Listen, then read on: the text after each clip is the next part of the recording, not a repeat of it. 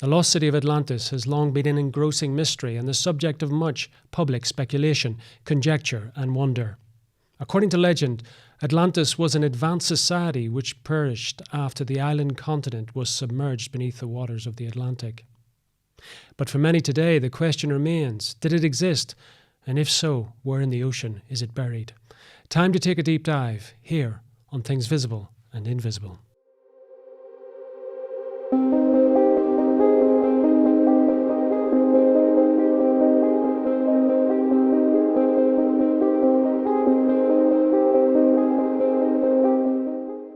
Graeme, the last time we talked, you gave a rather fascinating ideas about a people coming from a submerged or submerging landmass north of the British Isles and then entering into the cultures of the British Isles and indeed influencing them. On the last occasion, you talked about how they influenced them so much that they actually became sort of leaders, spiritual leaders or civic leaders at the time. Do you want to just expand a little bit on that?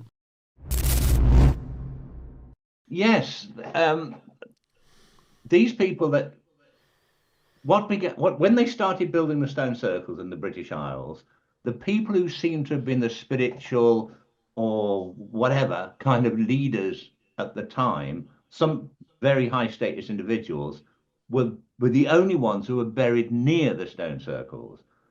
Most settlements were close to stone circles, but a couple of miles away. They were kind of separate from the settlements. And most of the burials took place at the settlements. But closer to some of these stone circles, some of the larger ones, they had a very specific kind of tomb, which was very different from others. Other people were being buried in mounds, just buried in the ground and had mounds put over them. These people were buried in kind of little chambers that were put inside mounds with entrances like tunnels made of stone that you got from the outside to where these chambers were. And these people were obviously high status individuals. Now we know that they were the people who were the builders of the stone circles, or the people that seem to be using the stone circles, because first of all, they are buried with pottery that had inside it various herbal substances which seem to have been used for pharmaceutical purposes. In fact, modern science, as I mentioned, has only just rediscovered some of these pharmaceutical products. Now, so these people were making these ancient drugs, if you like, for medicine purpose, for medical purposes.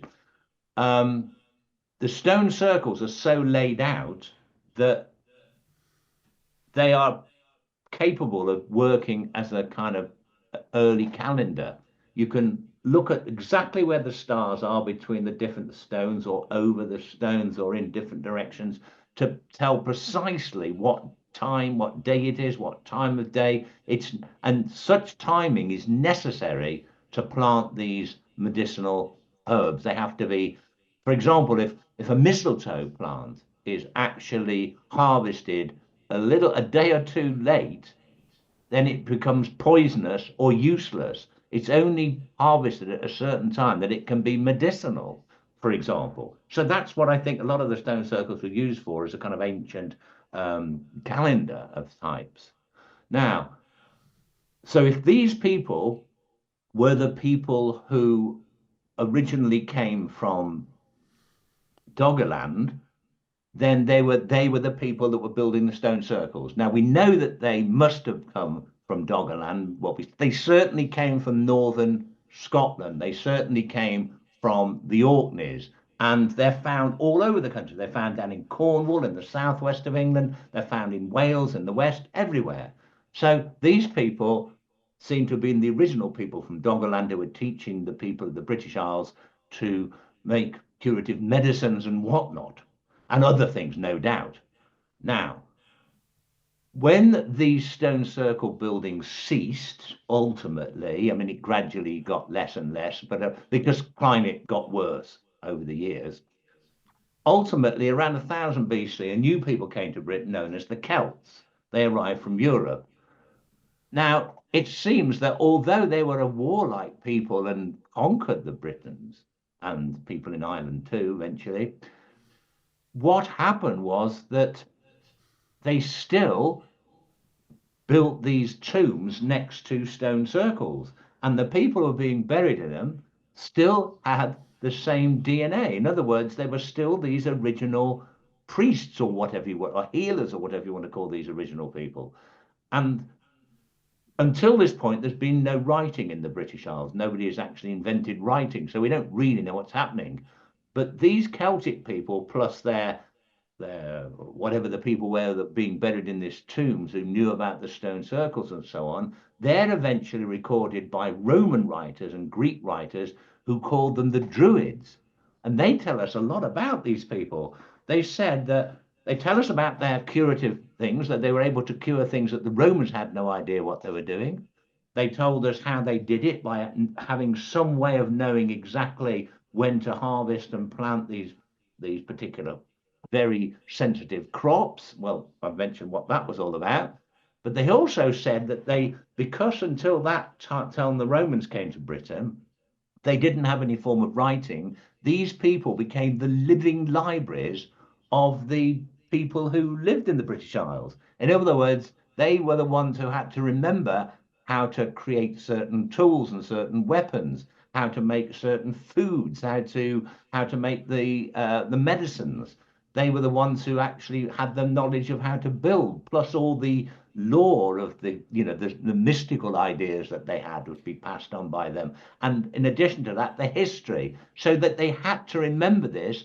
And we're told by Julius Caesar, for example, who encountered them, he said that they were taken at a very early age and trained for 20 years in these astonishing memory techniques, what we'd probably now call mnemonics. They were taught to do what we would now call hypnotism, so they could hypnotize each other to have these amazing memories. So they became the living library of the people who were here before writing arrived. No wonder they were so important. Yeah, absolutely, and this is something which was perpetuated with the Celts, because you had the bardic tradition and the Shanachies in Ireland and so forth. Do you think that this was like a priestly caste almost that had come from Doggerland? As you say, they were the elite of whatever the British Isles culture was at this time, even after the Celts arrived.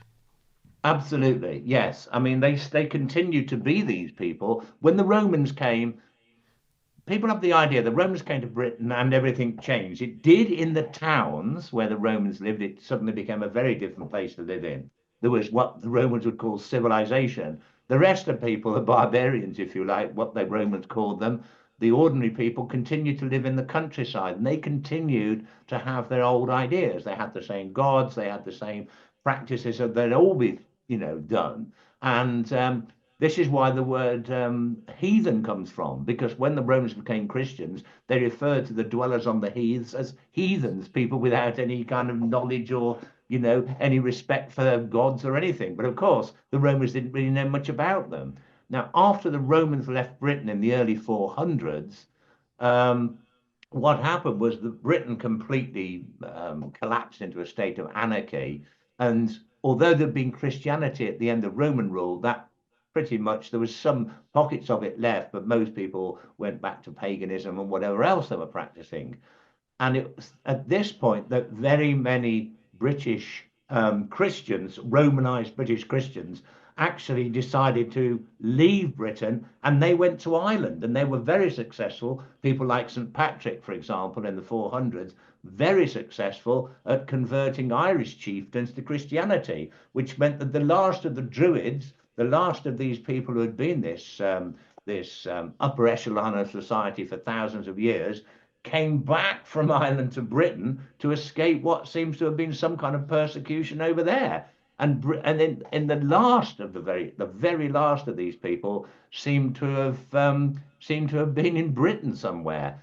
But even then, this is about the period around about the period about 500 AD, is the period that the King Arthur stories are set. And when you look into them, you see that the character is portrayed, that the character of Merlin is very much like one of these old ancient druids. And in Wales, they started to refer to them as bards. You've got the bardic tradition in Ireland, these people who eventually became court poets and wise people and healers. So they continued on, and they're probably still amongst us now, as far as I know.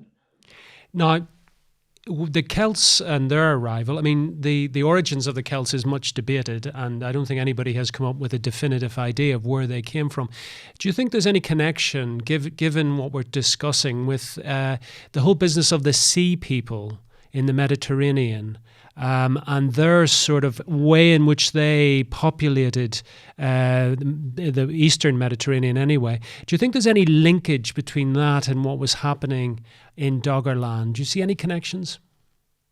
It's possible. The a number of people, like the ancient Egyptians, the Phoenicians, and people. If you're looking at the earliest civilizations in the Middle East, are from around about 3000 BC, and all of them refer to these sea peoples. And it's difficult to know who they are. At one point, it was thought that maybe they're referring to the Minoans, who were based on the island of Crete, but they were recorded way before the Minoan civilization got going. They seem to have come into the Mediterranean through the Straits of Gibraltar out from somewhere in the Atlantic. So they must have come down from the coast of Europe or up from the coast of Africa, the west coast of Europe, west coast of Africa. So nobody really knows where they were, who they were. There are a number of drawings of these people, illustrations on Egyptian tombs, and they're always shown with like feathers in their hair. Well, what's fascinating is that in these tombs of these people who were the Druids, they were eventually called the Druids. What's not known so widely is that what's found in there are long feathers from long feathered birds like pheasants. And they found the remains of these in the tomb. People thought they were probably just put with them for the burial in order to shall we say, kind of celebrate their life in some way. Sure. But it may be that they were part of these headdresses that are being represented in Egyptian tombs when they refer to the sea peoples. Does the timescales work on that? You know, what your research has shown about the migration from Doggerland into the British Isles. Are there some, would you suggest, that maybe migrated further into Europe or into the eastern side of the Mediterranean? Is that a possibility with the timescale we're talking about? It's very interesting that, remember I said that the beginning of the megalithic civilization was around about 3200 BC on the Orkneys. That's exactly the same time as Egypt civilization gets going. Exactly the same time as civilization in Mesopotamia gets going. That's modern Iran and Iraq and Syria. Around there, you've got the Sumerian civilization. That they all start at pretty much exactly the same time. So there has to be some common thing happening between these three completely separate civilizations. And it all happens at the same time as shortly after the last remnants of Doggerland, northern Doggerland, have sunk beneath the waves.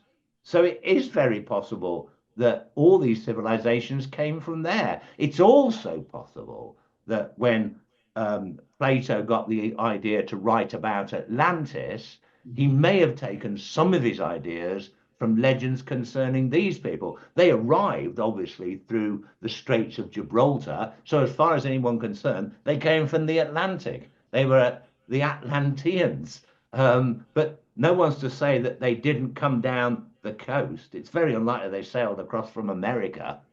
So yes, this place could actually be part of the legend of Atlantis. Well, I mean, you touch on Plato there. I mean, Plato's idea of Atlantis was of a civilization that was far advanced. It was a kind of superior, maybe idealistic idea of a civilization, which, from what you've said to us, Graeme, it's not that dissimilar to the ideas that there's this kind of rather elite people who have, secret knowledge in terms of building, in terms of medicine, in terms of culture. It's not dissimilar, I think, to what Plato was suggesting in his writings on the subject of Plato, no? It isn't. I mean, he portrays it in his kind of time context. It's like King Arthur, although he lived in a post-Roman period and would look more like a Roman soldier. In the Middle Ages, they started portraying Arthur as dressed in plate armor that they had then. They wouldn't have had it back in Arthur's time, but they didn't know what people would have been dressed like hundreds of years earlier. And it's the same thing. Plato describes Atlantis as like a super Greek type city, with these amazing sort of stone metal walls and things like this. But the idea, I mean, okay, he wants to try and put across a kind of political idea in the way he talks about Atlantis.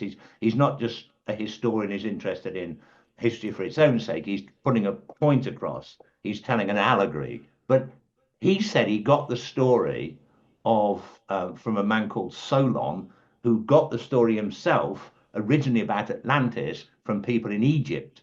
And from what we know about Egyptian history, their only equivalent of an Atlantis thing is about these sea peoples who started to arrive around about 5,000 years ago.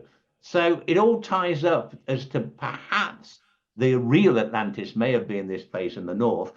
What is interesting is they did have an amazing ability to build defenses that they used for a long time to try and hold back the sea on various islands around the Orkneys, which eventually sank beneath the waves.